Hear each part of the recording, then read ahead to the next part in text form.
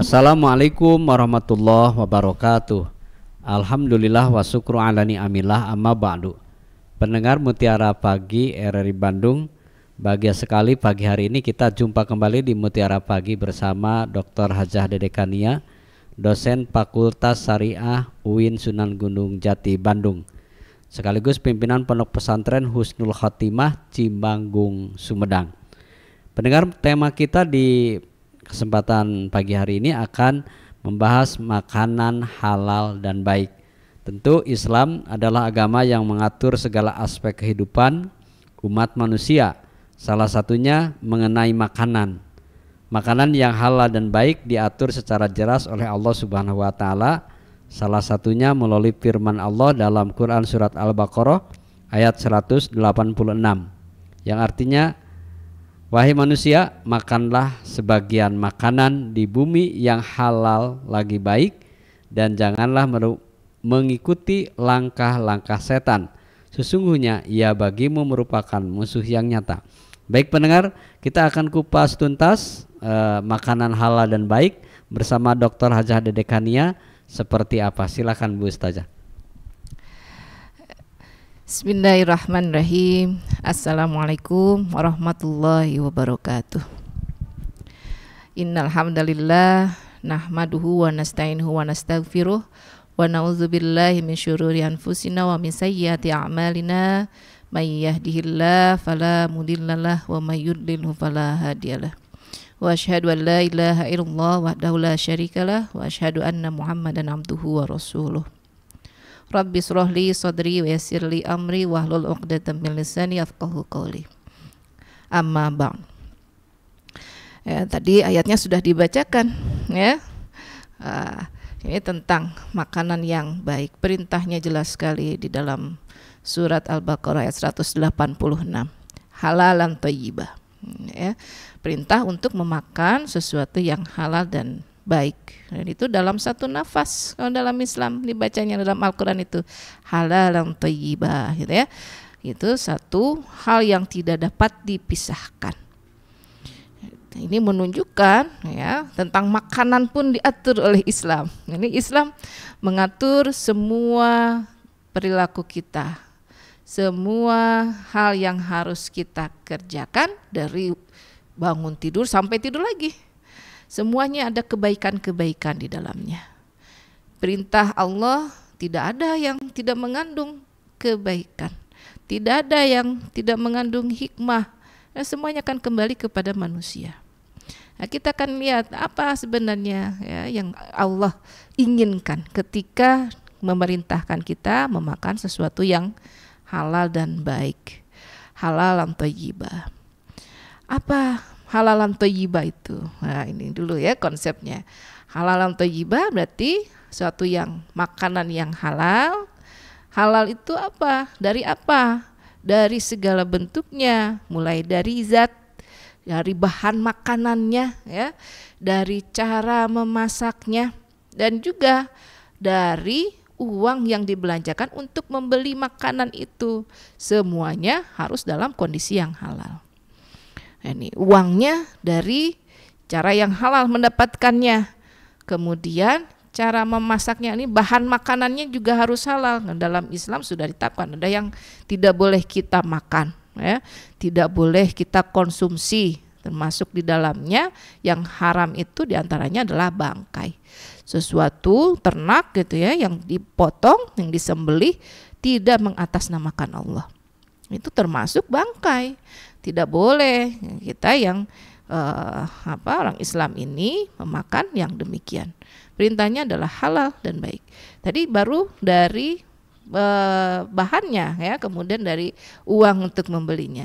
Ini cara membuatnya pun harus dengan halal pula. Maksudnya apa? Dia harus terpisah dari tempat membuat makanan yang tidak halal, yang haram. Ini dapur itu steril kalau memang mau membuat makanan yang halal. Ini kalau dari penilai gitu ya, halal dan haram ini makanannya BP POM dan kemudian MUI-nya itu ada standarnya. Standarnya tadi tempatnya juga harus tempat yang tersertifikasi. tidak tercampur dengan makanan yang haram. Jadi kalau misalnya kita masuk ke makan nih, mau makan di rumah makan ya, di restoran, pastikan restoran tersebut tidak menyediakan makanan yang haram. Kenapa? Ini kan kita mau makannya makanan yang halal saja di situ. Kita pilih menu yang halal. Kita tidak jamin dapurnya terpisah karena kita tidak tahu. Kalau dapurnya menyatu, ya ada kemungkinan besar tempat alat-alat memasaknya ini bisa digunakan untuk memasak makanan yang haram. Apakah itu pisaunya atau kemudian tempat-tempat lain yang dibutuhkan atau alat memasaknya gitu ya, pancinya, katelnya mungkin pernah digunakan untuk makanan yang haram. Ini pastikan masuk ke tempat makan itu ya, tempat makannya ada label halalnya juga untuk memastikan kehalalan makanan yang dibuat di tempat tersebut. Nah, ya, jadi banyak hal ini bukan hanya kita lihat di logonya. Nah, logonya sekarang sudah baru, ini menunjukkan ya tidak sembarang orang juga ini ya bisa menempelkan logo, itu harus ada izinnya. Ini kalau rumah makan tidak ada logo halalnya ya, tidak dijamin. Yang ada logo halalnya kemarin ada temuan juga kan, ternyata logonya palsu. Ini umat Islam harus betul-betul berhati-hati. Ya, sebenarnya kalau kita lihat mayoritas penduduk Indonesia ya seharusnya makanan yang disediakan itu pada dasarnya adalah makanan yang halal. Jadi yang dikasih tanda itu yang haramnya harusnya gitu ya. Tapi ini kondisinya ternyata ya terbalik karena yang harus tersertifikasi yang halal gitu. Jadi yang umat Islamnya ini yang kemudian harus hati-hati untuk bisa menilai dan memilah mana produk yang halal ya, dan mana produk yang haram, tidak boleh dikonsumsi. Halal jelas dan haram juga jelas gitu ya. Al halal bayyin wal haram juga bayyin, itu tidak boleh kita campur adukan, harus dipisahkan. Ini baru halalnya. Ini konsep makanan tidak hanya di halalnya. Tadi di dalam Al-Quran halalan thayyibah, berarti harus baik juga. Baik itu maksudnya apa? Nah, baik ini kalau kita lihatnya dari ilmu yang lain ini, dari ilmu gizi. Baik berarti makanan itu bergizi dan bermanfaat bagi tubuh kita. Supaya apa? Supaya tubuh kita ini secara fisiknya kuat untuk berdiri, kuat untuk berjalan, kuat untuk beribadah. Karena untuk sholat pun kan butuh kekuatan otot-otot ya. Jadi kalau tidak mampu berdiri ya, nah sholatnya berarti kan duduk ya, mampu duduk sholatnya nanti ya sambil berbaring. Dan untuk berdiri, untuk duduk, untuk berdiri ya, itu kan butuh kekuatan otot. Di antaranya dari mana? Dari makanan tadi. Makanan yang bergizi, gizinya ya kalau dokter ahli gizi tahu ini kandungannya ya, dia akan seimbangkan. Untuk usia pun nanti akan disesuaikan. Ini kalau usia-usia kita nih Pak, berarti harus ada yang dikurangi ya. Makanan-makanan yang lemak-lemaknya itu harus sudah dikurangi, perbanyaknya yang proteinnya, yang mengandung zat-zat yang ya karbonya secukupnya juga. Gula juga bahkan sudah harus bukan dikurangi, mungkin dilepas ya gulanya. Jadi kebaikan-kebaikan dari makanan itu kita harapkan ya kita dapat apa kenyamanan gitu ya, kita dapat menjaga fisik kita supaya tetap kuat. Ini konsepnya dua itu disatukan dalam satu nafas itu luar biasa sekali sebenarnya. Islam menunjukkan bahwa manusia itu tidak hanya cukup dengan konsep halalnya dalam makanan, tapi juga harus baiknya. Jangan asal kenyang gitu ya. Kalau Sunda mastong asal subuh gitu. Makan itu bukan asal kenyang, tapi makan itu harus makanan yang memang bergizi ya, gizinya juga yang secukupnya, yang baik dibutuhkan oleh tubuh kita. Kekurangan gizi bermasalah, kelebihan juga bermasalah. Jadi harus betul-betul secukupnya.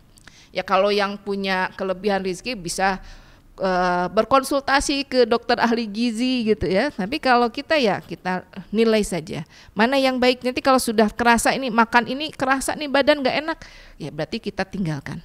Jangan memaksa, dulu juga nggak apa-apa makan itu. Kalau tubuh kita sudah memberikan sinyal tidak enak, ini sudah wanti-wanti. Jangan dipaksakan sesuatu yang tidak diinginkan oleh tubuh kita. Tadi makanan yang berlemaknya gitu ya, kalau tubuhnya udah merasa tidak enak ini gitu ya, mahnya sudah mulai sering kambuh ya, itu menunjukkan bahwa kita harus mengurangi makanan yang lemak itu. Gula, ini kalau sudah kena penyakit gula tidak akan bisa lepas seumur hidup. Ini harus dijaga juga. Konsep ini sebenarnya bertujuan untuk menjaga kesehatan jasmani dan rohani manusia. Bagi umat Islam ini secara otomatis itu ya, ini menjadi perintah juga, menjadi ibadah juga bagi orang yang melakukannya. Jadi kalau makanan itu halal dan baik, dari cara mendapatkannya, dari cara mengolahnya, itu akan kembali menjadi kebaikan bagi kita. Tapi kalau ada sedikit saja yang haram, itu akan menjadi keburukan, jadi penyakit bagi diri kita. Apa misalnya nggak sengaja ternyata uangnya, ini uang untuk beli makanannya ternyata dari hasil pekerjaan yang subhat, bahkan dari pekerjaan yang haram gitu, dari hasil yang kotor gitu ya, yang tidak seharusnya diberikan kepada anak-anak kita. Ini juga, ini kalau kita sebagai orang tua harus menjaga anak-anak kita juga. Asupan gizinya itu bukan hanya ya, makan itu bukan hanya gizinya yang dihitung. Ini biar tinggi minum ini gitu ya, minum apa, makan apa, bukan itu saja, tapi juga halal. Dari mulai uang yang kita hasilkan untuk membeli makanan itu harus yang halal. Kemudian kita belikan makanan, barang-barang ya, kita belanjakan produk-produk yang juga halal gitu. Dan cara memasaknya pun harus baik, harus halal gitu, sesuai dengan perintah ya, agama. Kemudian tadi gizinya secukupnya. Ya. Kenapa demikian? Kita perintahnya beribadah nih ya. Perintah ibadah itu kan banyaknya ibadah fisik ya. Kalau kita sholat itu kan butuh ibadah fisik, kekuatan fisik. Jadi ketika kita bangun tidur, kalau orang yang imannya biasa-biasa ya, mendengar azan subuh ya bangunnya pas azan subuh. Jadi kalau azan subuh jam 4 berapa ini sekarang? 4.35. Ya bangun ketika azan itu sudah bagus itu, berarti ada keimanan di dalam hatinya. Tapi kalau orang yang imannya di atas rata-rata, dia bangunnya sebelum azan subuh, 3:30, jam 3, dia sholat tahajud dulu. Untuk bisa sampai ke bangun yang baik itu gitu ya, bangun kemudian merasa segar, itu dari mana kalau kemudian kita tidak menjaga cara makan kita tidak menjaga cara kita tidur ya, waktu tidur kita.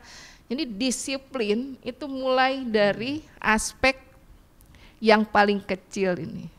Jadi Islam itu sebenarnya agama yang begitu mendisiplinkan penganutnya ini ya, pemeluknya. Saumnya itu sebagai latihan nih, waktu training 1 bulan untuk mendisiplinkan kita makan, ibadah, kemudian juga bersedekahnya. Ini makanan pun kita harus disiplin, halalan thayyibah. Kalau kelebihan bermasalah, kekurangan bermasalah. Ini harus secukupnya. Rasulullah itu kalau di dalam riwayatnya adalah sosok yang begitu gagah, ya, sehat. Kenapa? Karena beliau begitu menjaga asupan makanan ke dalam tubuhnya. Ini sampai usia di 63 tahun, itu kan beliau jarang sakit. Sakit parah itu ketika menjelang sakaratul maut, menjelang beliau wafat. Sebelumnya beliau sehat luar biasa, memimpin berapa peperangan, ya, bahkan sanggup berlari dengan istrinya Siti Aisyah. Ya, Siti Aisyah jauh lebih muda usianya, tetapi Rasulullah mampu menyaingi kekuatan fisik dari Siti Aisyah. Berarti demikian sehatnya secara fisik dari Rasulullah. Makanannya dijaga gitu ya. Para sahabat juga mengikuti apa yang Rasulullah lakukan ya. Dan para sahabat begitu hebatnya, secara fisiknya kuat sekali, berperang dengan melawan kaum kafir ya, tanpa ada rasa gentar. Bukan hanya karena yakin ditolong oleh Allah sebenarnya, tapi karena memang secara fisik pun sudah ditempa, sudah dilatih sedemikian rupa kedisiplinannya. Disiplin cara makan diantaranya. Ini yang tidak boleh dilupakan ya. Kita ingatnya bahwa ketika kita makan ya makanan yang bergizinya. Ini hati-hatinya nih di jalanan sekarang di sekolah-sekolah makanan itu sudah sebenarnya tidak sehat. Banyak kasus anak-anak yang sekolah keracunan karena jajanan. Kenapa? Karena tidak diingatkan dari rumah bahwa yang boleh dibeli itu adalah makanan yang sehat. Bahkan seharusnya bekal dari rumah. Makanannya ya, bekal dari rumah, dari pagi-pagi disiap, sarapan dulu di rumah supaya dia kuat untuk sekolah, belajar dengan baik di tempatnya di sekolahnya. Kemudian ketika ada waktu jajan dia gunakan sebaik mungkin. Kalau bawa bekal ya tidak perlu keluar gitu ya. Kalaupun kemudian sudah diajarkan di rumah jajannya apa yang boleh, apa yang tidak boleh, itu akan disiplin. Ini kalau orang Sunda emang suka sekali gorengan-gorengan gitu ya. Nah, sebenarnya kan itu kurang sehat juga. Tapi kalau usia-usia sekitar usia ya rata-rata 40-50 itu sudah harus dikurangi yang makanan demikian. Dan anak-anak kita ini sayang sekali ya, makanan-makanannya harus sering diingatkan. Ya, kalau sering-sering juga tidak baik untuk kesehatan tubuh kita. Ya, terlalu banyak apalagi berbahaya. Terlalu banyak manis, terlalu banyak gorengan. Nah, tepung-tepung itu kan berbahaya sekali dari perspektif medis saja itu sangat berbahaya. Dan jangan heran gitu ya, banyak anak-anak muda baru 20, 30, masuk 40, ini sudah kena penyakitnya borongan gitu ya. Organ dalam semua itu ya, jantungnya kena, paru-paru, ada yang kena darahnya, darah tinggi, ada yang gula darahnya tinggi, macam-macam. Kenapa? Karena dari makan, dari pola makan. Jadi kalau makanannya dijaga, disiplin tadi, hanya makanan yang baik dan halal dan baik saja yang masuk ke dalam tubuh kita akan terbiasa. Jadi ketika ada hidangan yang kurang sehat, kita akan menolak gitu. Ya paling hanya mencicipi sedikit saja, seperlunya saja. Dan bahkan kemudian kalau bisa ya tidak mencicipi itu, dianggap berbahaya bagi tubuh kita. Pasti tubuh kita pun akan memintanya, nagihnya gitu ya. Itu hanya makanan yang baik dan sehat saja. Ya, Islam melarang kan makanan-makanan yang bisa merusak ke dalam tubuh. Termasuk juga khamr. Khamr itu yang haram gitu ya. Kullu maisirin khamrun. Ya, setiap hal yang memabukkan itu adalah khamr. Apapun itu yang memabukkan, ya termasuk narkotika, bukan hanya alkohol, narkotika juga memabukkan. Nah, itu merusak ke dalam tubuh, pikirannya, otaknya, nih sel-sel sarafnya rusak semuanya. Kenapa? Karena sudah ketagihan makanan yang tidak baik itu. Hanya kalau dibiasakan dari kecil ini, bahkan dari dalam perut ibu. Ketika ibu mengandung, kenapa ayah yang wajib mencari nafkah yang halal baik itu? Tujuannya adalah melatih si bayi si janin yang dalam perut ibu, dia hanya menikmati sesuatu yang halal dan baik saja. Ketika lahir pun demikian, disusui oleh ibunya mendapatkan makanan yang halal dan baik dari ayahnya. Dia sampai besar, sampai dewasa hanya mendapatkan makanan yang halal dan baik. Itu terus pengajarannya. Dan dia akan terbiasa, anak ini akan terbiasa untuk hanya menikmati, hanya memasukkan makanan yang halal dan baik. Jadi jangan kemudian hanya menyalahkan anak ya. Nah, kita juga jangan lupa untuk memberikan contoh yang terbaik bagi anak-anak kita. Makanan yang sehat itu yang bagaimana ya. Bukan hanya ibu ya, ayah juga. Karena banyak ini sebenarnya kalau chef-chef itu kan banyaknya justru laki-laki yang masak-masak itu ya, di juri-juri masak atau yang ikut lomba-lomba masak ternyata banyak laki-laki, di restoran, di hotel ternyata banyak laki-laki yang jadi chefnya. Jadi tidak terbatas di ibu sebenarnya memasak itu, bisa ya bapaknya yang masak. Nah ternyata mungkin bapaknya lebih jago masaknya, bapaknya yang masak. Siapkan masakannya yang bergizi tadi, yang halal dan bergizi. Jadi dapurnya itu hanya memasak masakan yang halal dan bergizi untuk satu keluarga itu. Ingat ya, jadi mulai dari dapur ini disiplinkan. Islam itu bukan hanya hal yang berkaitan dengan tadi ibadahnya, Bahkan di dapur pun, di meja makan itu belajar disiplin. Konsepnya luar biasa sebenarnya, cuma kita jarang untuk jauh mendalaminya ya, untuk mengkajinya. Kita hanya fokusnya di logo halalnya saja ya. Padahal jauh di balik itu ada hal yang harus kita pahami tentang konsep halal dan baik itu berkaitan dengan akhlak kita, berkaitan juga dengan amal ibadah kita. Orang yang pernah tersusupi gitu ya makanan yang haram, hati-hati, nanti sel sarafnya mungkin ada yang berubah. Ya, ada susunan yang berubah kemudian ya membuat dia tidak bisa konsentrasi misalnya, membuat dia kemudian malah ketagihan sesuatu yang haram.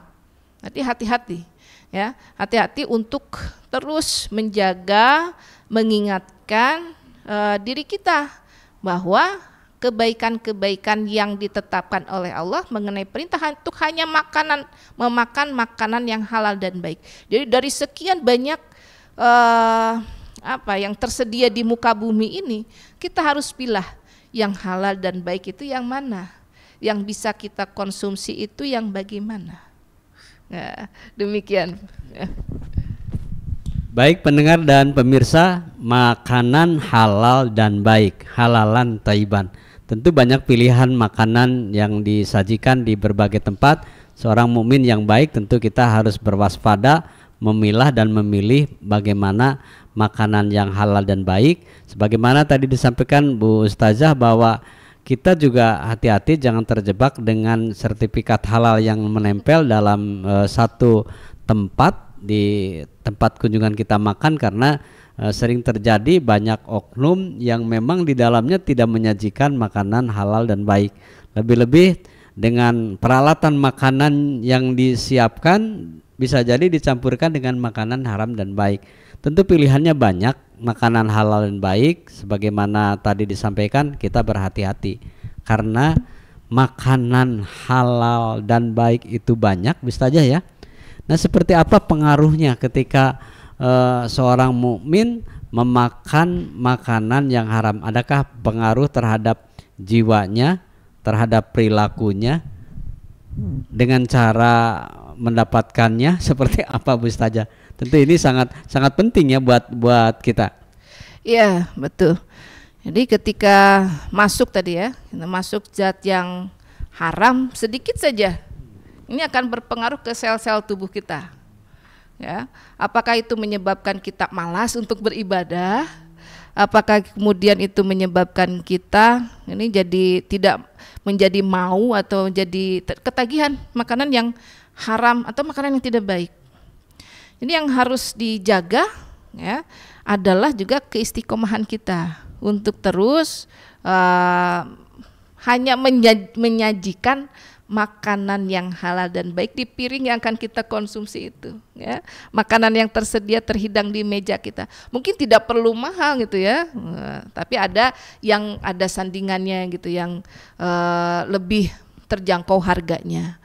Kalau dilihat ya di dalam konsep gizinya kan demikian ya, tidak semua kemudian harus daging gitu ya, ada ikan bisa sendiri bahkan gitu ya, kita tanam di balong gitu ya, atau kemudian ayam ada sayurannya. Jadi semuanya harus sesuai dengan kebutuhannya, takarannya. Jangan berlebihan tadi ya konsepnya, jangan berlebihan, jangan kurang juga. Kurang berbahaya, lebih juga berbahaya. Halal itu harus menjadi satu kepastian. Jadi tidak boleh sedikit pun dicampur dari uangnya gitu ya. Uangnya dari pekerjaan yang subhat gitu ya, dari pekerjaan yang haram itu, yang kotor. Ya, jangan dibawa ke rumah itu. Kembalikan lagi. Pastikan yang dibawa ke rumah itu hanya nafkah yang halal. Supaya ketika kita membelanjakan makanan pun itu secara zatnya halal juga. Jadi bukan hanya bahannya yang halal, tapi uang ya yang kita belanjakan pun itu adalah yang halal juga. Ya. Ini kembali ke makanan dengan cara yang halal dan baik. Walaupun sedikit yang namanya haram ya tetap haram saja ya. Betul. Jadi walaupun sedikit tetap yang namanya haram tetap haram. Pendengar dan pemirsa, seperti apa makanan halal dan baik? Kesimpulan terakhir dari apa yang disampaikan, silakan Ustazah. Ya, jadi makanan yang halal dan baik ini berpengaruh terhadap fisik kita. Ya, bagian dari fisik kita itu adalah dari akal kita. Jadi akal yang sehat, akal yang cerdas itu salah satunya ditentukan oleh makanan kita. Makanan halal dan baik. Makanya harus dua-duanya ini. Karena otak kita itu adalah bagian yang kecil tapi dia mengkonsumsi paling banyak gizi yang kita makan itu disalurkannya ke otak gitu. Ini makanya harus hati-hati. Otak itu tempat kita menentukan ya, mana tempat kita menentukan baik dan buruk, tempat kita menentukan apa yang akan kita lakukan gitu. Jadi hati-hati tentang makanan. Sifatnya juga sama, sifat, perilaku, kebaikan. Kalau ada orang yang suka marah-marah ya mungkin perhatikan juga ini makanannya. Ya. Ada orang yang suka baperan gitu, nah, mungkin juga harus diperhatikan makanannya. Ada penelitiannya itu kan ya. Kemudian perkembangan dari anak keturunan kita. Nah, anak keturunan kita kalau mau baik, soleh, kemudian secara jasmaninya sehat, ini makanannya tadi mulai dari ibu hamil itu ya, si anak si janin di dalam perut ibu itu dijaga makanannya supaya ketika dia lahir kondisinya sehat, sempurna gitu ya. Allah juga akan melindunginya kalau demikian. Pengaruh juga kepada amal ibadah dan doa kita. Jadi kalau kita ingin amal ibadah, doa-doa kita diterima dengan baik, dijaga juga makanannya. Tidak boleh sembarang makan. Ini mumpung ada perjamuan gitu ya, kita lupa membaca satu persatu sumber bahan makanannya, hati-hati. Jadi jangan sampai satu pun masuk gitu ya, karena keselamatan akhirat kita pun akan terpengaruh. Kalau kita masukkan yang haram, ya ada timbangannya itu. Tadi amal ibadah kita mungkin tidak diterima karena ada makanan haram yang masuk di dalam tubuh kita. Doa kita jadi tertolak ini, mardud ya. Padahal kita inginnya doa-doa kita ya diterima, doa kita makbul. Kemudian ya kita yakinkan diri kita bahwa Allah memerintahkan itu sebagai bagian dari ibadah kepadanya. Baik pendengar dan pemirsa, Mutiara Pagi dari Bandung bisa Anda ikuti terus setiap hari pukul 5 sampai pukul 6 waktu Indonesia Barat di RRI Bandung, dan Anda bisa melihat kami langsung di channel YouTube RRI Bandung. Baik, pembahasan bersama Dr. Hajar Dede Kania akan kami lanjutkan di sesi berikutnya. Tentu masih bertepatan di bulan Ramadan. Saya akhiri, wassalamualaikum warahmatullahi wabarakatuh.